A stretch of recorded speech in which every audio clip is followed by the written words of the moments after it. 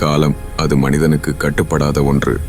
ஆனால் காலத்தையே கட்டுப்படுத்தும் ஒருவன் இருந்தான் என்றால், இமயமலைகளின் நிழலில் 3 காலங்களையும், கடந்த காலம், நிகழ்காலம், எதிர்காலம், ஒரே கணத்தில் காணும் சக்தி பெற்ற ஒரு சித்தர் வாழ்ந்தான். அவன் பெயர் திரிகாலநாதன். திரிகாலநாதன் சிவபெருமானின் தீவிர பக்தன். பல யுகங்களாக தவம் செய்து சிவனிடமிருந்து ஒரு அபூர்வ வரம் பெற்றான். நீ 3 காலங்களையும் காணலாம். ஆனால் அந்த அறிவை சுயநலத்திற்காக பயன்படுத்தினால் அது உன் சாபமாக மாறும். திரிகாலநாதன் அமைதியாக தலை வணங்கினான்.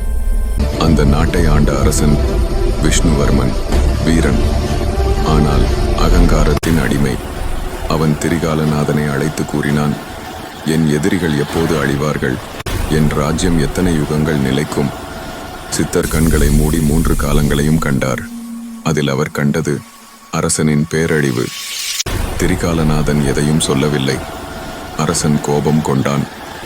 நீ தெரிந்தும் சொல்லவில்லை என்றால் அது துரோகம். அரசன் சித்தரை சிறையில் அடைத்தான்.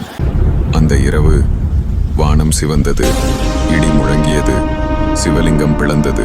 சிறையில் திரிகாலநாதன் தியானத்தில் இருந்தபோது சிவபெருமான் தோன்றினார். காலத்தின் உண்மையை பலவந்தமாக அறிய முயன்றான் அரசன். அவனுக்கு பாடம் கற்பிக்க வேண்டும். சிவன் ஒரு சாபத்தை அருளினார். இன்று முதல் இந்த ராஜ்யத்தில் எதிர்காலம் இல்லை. அடுத்த நாள் முதல் அந்த நாட்டில் எதுவும் மாறவில்லை. குழந்தைகள் வளரவில்லை, விதைகள் முளைக்கவில்லை, மரணம் கூட வரவில்லை. அரசன் புரிந்து கொண்டான், காலமில்லா வாழ்க்கை சாபம் என்று. அரசன் திரிகாலநாதனின் காலடியில் விழுந்தான். என் அகங்காரமே இந்த உலகை அழித்தது. சித்தர் சிவனை நோக்கி தவம் செய்தார். சிவன் மீண்டும் தோன்றினார். காலம் என்பது தண்டனை அல்ல, அது மாற்றத்திற்கான அருளே. காலம் மீண்டும் ஓடத் தொடங்கியது.